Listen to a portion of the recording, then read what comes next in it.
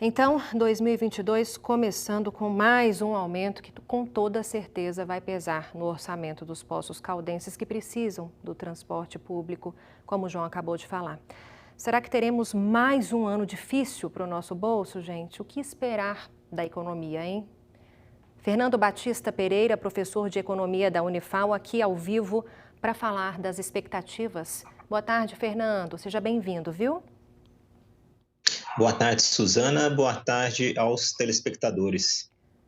Fernando, para começar, diante da realidade do nosso país, com tanto desemprego, quase 13 milhões de pessoas sem trabalho, inflação alta, muita gente já entrou em 2022 no vermelho. E o ano já começa com muitas novas contas para a gente pagar, IPVA, IPTU, material escolar. Eu queria saber qual a sua orientação sobre isso.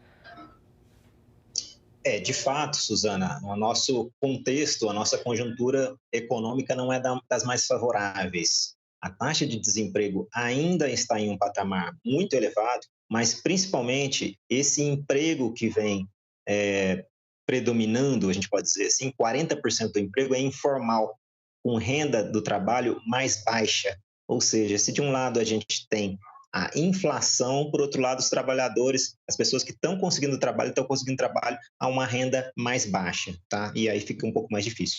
Então, a recomendação é que as pessoas ajam com uma maior cautela, tá? Essa é a regra, não é uma regra fácil de colocar em prática, mas a medida é agir com moderação e com cautela nos seus gastos, tentar planejar os gastos com impostos, com material escolar, para não se complicar ainda mais com as dívidas.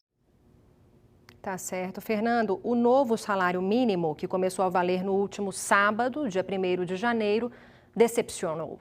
O valor corrigido é de R$ 1.212, um aumento de apenas R$ 112.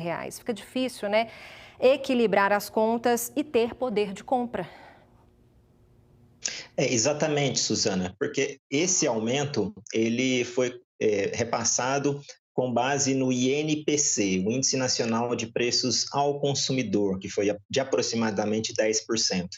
Mas se a gente for considerar, por exemplo, o IGPM foi quase 80% maior que o INPC.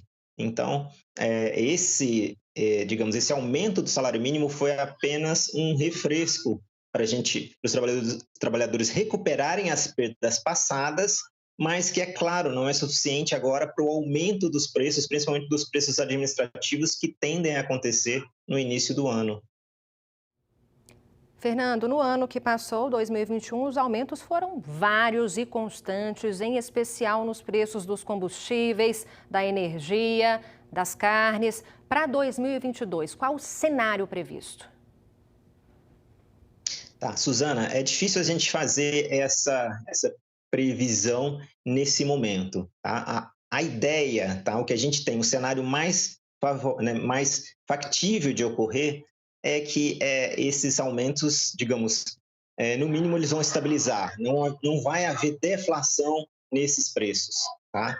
E aí, o complicado é que preços de petróleo, de combustíveis, eles são sempre repassados para o restante da cadeia. Então fica complicado, esses aumentos, eles não se mantiveram apenas nesses produtos, nesses serviços. Tá? Então a nossa expectativa agora é que, digamos, haja uma maior estabilidade, mas em um patamar mais elevado. Fernando, e é ano de eleições presidenciais, De que maneira isso pode interferir na nossa economia, hein?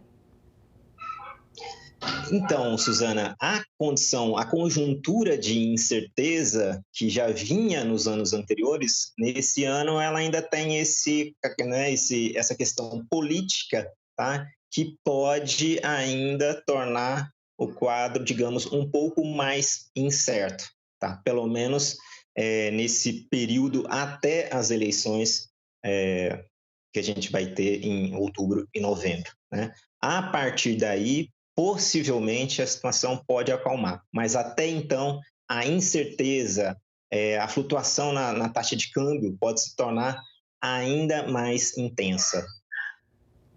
Muito obrigada pela ajuda de sempre, Fernando. Boa tarde para você e até a próxima. Boa tarde, Suzana.